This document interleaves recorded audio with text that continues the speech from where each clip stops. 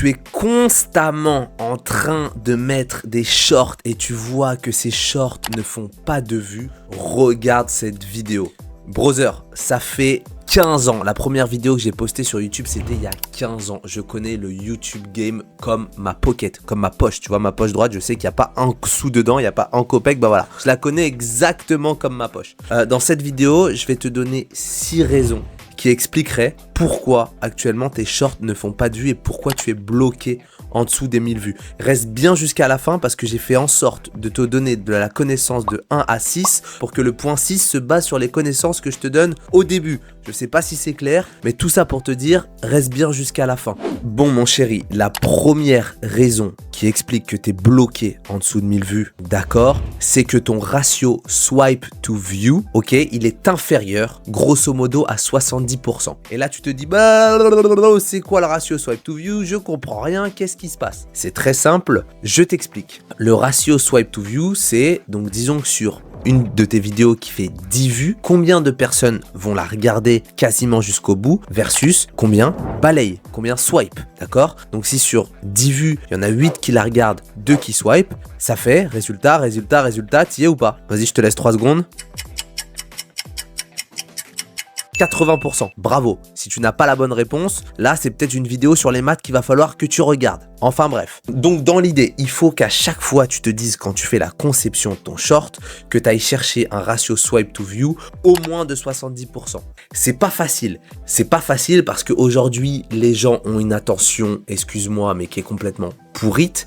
Et donc c'est très très dur de capter l'attention, mais il y a des petits tools. Les tools, ok, les tips, c'est plus ta vidéo est courte, plus tu as de chances que les gens restent et la regardent jusqu'au bout. Donc, ça va faire augmenter ton swipe to view. Et 2, le truc qui est banger, c'est ton accroche. Ton accroche sur les 3 premières secondes, ça doit être punchy. Paf! Qu'est-ce que tu annonces? Crée de l'intrigue, crée du sentiment, crée du feeling, crée de l'humour, crée quelque chose. Et juste après ce moment où tu as créé quelque chose dans ce short-là, incite-les à rester jusqu'au bout parce qu'il y a forcément une raison. Tu vois, c'est tout bête, je te le dis 100% transparence. Alors bien évidemment, je te crée de la valeur dans cette vidéo, mais je te dis bien en intro de rester jusqu'au point 6 et je fais en sorte que mes points de 1 à 6 soient de plus en plus de valeur pour que tu restes. Si tu restes, alors ma vidéo a plus de chances d'être diffusée. Tu comprends? C'est des choses qui sont simples, mais une fois que tu les as en tête, la conception de tes shorts ne sera plus pareille. La deuxième raison, mon brother, c'est que ton compte est trop récent ou peut-être nouveau. Si toi, je sais pas, t'as vu des TikTok en te disant « Ok, le YouTube Automation Faceless, c'est le nouveau business qui cartonne. » Et c'est vrai d'ailleurs, tu peux faire énormément d'argent là-dedans. T'as vu 2-3 vidéos, tu te dis « Ok, je crée un compte, je fais plein de shorts, je poste 10 fois par jour. » Oublie, ton compte il est trop neuf. L'idée de l'algorithme de YouTube, c'est de se dire « Ok, je veux propulser du contenu natif, du contenu original et pas du contenu automatisé ou fait par des bots, d'accord? Ne pas confondre YouTube Automation, YouTube Faceless et YouTube bot, je poste 46 fois la même vidéo qui n'a pas d'intérêt et qui ne crée aucune valeur, tu comprends? Donc dans l'idée, YouTube va filtrer déjà par rapport à la typologie de compte. Mets-toi à la place de l'équipe YouTube et tu te dis, ok, il y a 10 milliards de contenus qui sont poussés, il y a 2 contenus chaque seconde, disons, qui sont poussés. Si sur les 2 contenus, il y en a un, le gars qui a le compte, ça fait des années qu'il est sur YouTube, il a regardé un tas de vidéos, il commente plein de vidéos, il suit plein de personnes, et l'autre il a créé son compte le jour même et il poste déjà 3 shorts, forcément YouTube va se dire oh, qu'est-ce qui se passe là, j'ai affaire à un scammer, tu vois ce que je veux dire? Donc dans l'idée, avant de commencer ton business de YouTube Automation ou de faire des shorts ou autre, prends le temps, laisse 2-3 semaines à ton compte, interagis sur plein de vidéos, du coup ça va augmenter ton score de crédibilité auprès de l'algorithme, commente certaines vidéos, suis des comptes dans ta niche, fais tout ce genre de comportement qu'un humain ferait normalement en créant une chaîne YouTube. L'idée c'est d'être au plus proche du comportement humain de base, d'accord? Pas d'être une vache ou un mouton qui fait que poster. Et autre chose, et ça c'est la très bonne nouvelle, je pense que si tu veux poster sur YouTube, tu veux commencer à faire un business YouTube ou une chaîne YouTube parce qu'il y a des sujets qui te passionnent, forcément ça fait des années que tu es sur cette plateforme comme la plupart des gens. Au lieu de créer un nouveau compte, utilise peut-être le compte que tu as déjà. Moi j'ai repris des comptes où je suivais des vidéos de gaming en 2016, j'ai juste renommé ma chaîne, j'ai commencé à suivre et regarder des vidéos sur la niche qui m'intéressait, interagis avec ces comptes-là et bim, dès la première vidéo, ta vidéo va être propulsée. La troisième raison est que tout simplement ta vidéo n'a pas été prise en compte par l'algorithme. Je t'explique. YouTube s'attendait pas ok, à faire des vidéos en format vertical, ne s'attendaient pas à l'essor exponentiel des vidéos en format short de par TikTok. Donc ils sont arrivés sur ce marché en se disant, ok, nous aussi il faut qu'on gratte quelque chose. D'ailleurs tu vois bien, il y a Instagram qui arrive avec ses Reels. Tout ça c'est parti d'un seul et même élément, c'est l'ascension de TikTok. Donc forcément, l'algorithme YouTube a encore quelques petites défaillances. Donc si tu considères que ta vidéo elle est très bien montée, que ton compte il est crédible auprès des moteurs de recherche YouTube, c'est que potentiellement des fois il y a des chances, ok,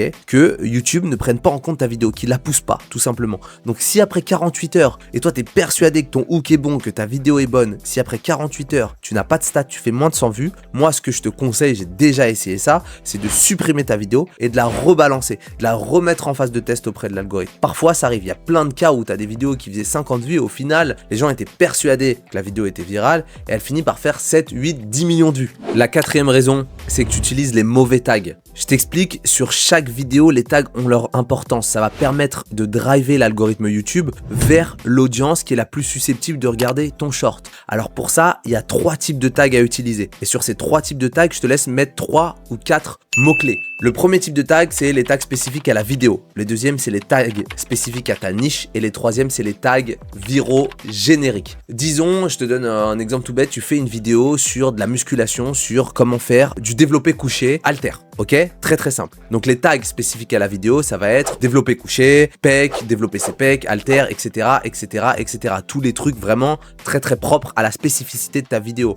Meilleures épaules, développe tes pecs, astuces développé couché, et ci et ça. Les tags liés à ta niche, ça va être un peu plus large. Donc là, t'englobes beaucoup plus de choses, c'est-à-dire conseils musculation, santé, sport, gym, astuces muscu, tout ce genre de tags liés vraiment à ta niche. Et le troisième, c'est des tags très génériques, très viral, type hashtag short, hashtag pour toi, hashtag for you, hashtag fun, hashtag viral. Et donc là, t'englobes en fait grosso modo tous les tags pour montrer à l'algorithme YouTube ce que tu es en train de faire, la niche que tu cibles et ta volonté d'être viral tout simplement. Brother, ça fait le 4e tips, s'il te plaît, c'est du travail pour moi. Je prends énormément de temps à faire ces vidéos.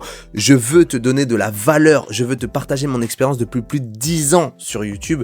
La seule chose que je te demande, tu imagines, le contenu, il est gratuit. Mon travail, je le fais gratuitement. Je te demande un petit like, un petit commentaire, tu vois, un truc juste qui pourrait m'aider. Et en plus, si tu as bien retenu la leçon, ça va améliorer ton score de crédibilité de ton compte. Donc n'hésite pas, fais-moi un petit commentaire. Je veux même discuter avec toi. Dis-moi un peu ce que tu veux faire, quelle niche tu veux faire, quelle chaîne YouTube, ça fait combien de temps que tu as créé ta chaîne. Parle avec moi, genre. J'en ai marre, moi, de parler à un micro, bro. La 5e raison, mon chéri, qui t'empêche de faire des vues sur tes vidéos short. Tu vois l'énergie que je mets un peu dans cette vidéo parce que j'ai envie de t'aider, ok? J'ai vraiment envie de t'aider. La 5e raison, c'est que tu postes trop fréquemment. Poster 3 fois par jour ne va jamais t'aider, surtout quand ta chaîne elle est nouvelle. Donc si ta chaîne elle a moins de 100K, d'accord, que tu as posté moins de 10 vidéos, ok, je suis d'accord, il faut poster très régulièrement si tu veux percer sur YouTube. Une fois par jour, c'est très bien. Un short par jour maximum, jusqu'à avoir une chaîne qui est vraiment active, c'est ok. Au-delà, ça ne sert à rien, c'est contre-productif. Je t'explique. Quand tu fais une vidéo, ok, quand tu postes un short, l'algorithme va tester ta vidéo, donc va la pousser à une audience pour savoir exactement c'est quoi la typologie de tes clients,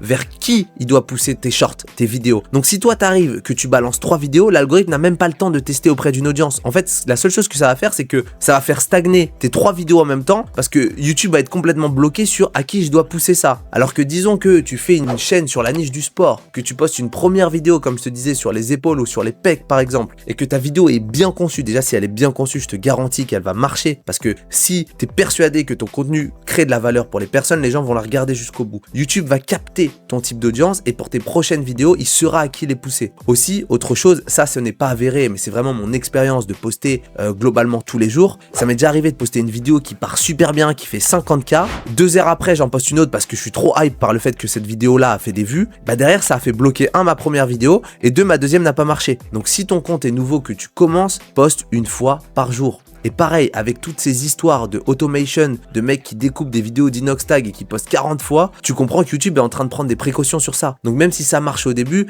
à un moment, tu vas juste être ban finalement. L'idée, c'est d'agir comme un humain et non pas un robot. La dernière raison est que tu utilises potentiellement des hashtags sur tes titres. Ne fais jamais cette erreur, s'il te plaît. Pour tes shorts, ne mets pas d'hashtag en titre. D'accord? Tu peux utiliser des hashtags en description, mais 2-3 en mode bien caché, bien foutu, belle description rédigée. partager, c'est ok, mais en titre, jamais. Et si tu ne me crois pas, ok, parce que tu te dis, ok, j'ai vu des YouTube viraux avec des hashtags dans les titres, c'est rare, ça peut arriver. Mais si tu ne me crois pas, il y a un truc tout bête. On va prendre le meilleur YouTuber du monde. C'est aussi simple. MrBeast, je te mets ses shorts sous les yeux, ok, qui défilent. Est-ce que tu vois un hashtag dans les titres? Si ce mec-là, c'est le Cristiano Ronaldo ou le Messi ou le... Tiens, je vais faire des jaloux là, le Dembélé, le Ballon d'Or, ok, du YouTube game, et qu'il ne met pas d'hashtag, c'est peut-être que tu dois pas en mettre. Donc voilà les amis, j'en ai assez fait pour cette première vidéo, d'accord, sur cette nouvelle chaîne où je vais vraiment essayer de vous driver un maximum. J'ai pris beaucoup de connaissances, j'ai appris beaucoup de choses, je me suis formé, j'ai aussi pratiqué. Maintenant j'ai envie de transmettre. Je sais pas si tu sens, mais ça transpire d'énergie ici, ok? Donc n'hésite pas à me donner un coup de pouce, like, commente, abonne-toi, envoie-moi ta chaîne en commentaire, je vais essayer de les analyser, je ferai des petits retours à l'écrit en commentaire. Tu m'envoies un commentaire avec ta chaîne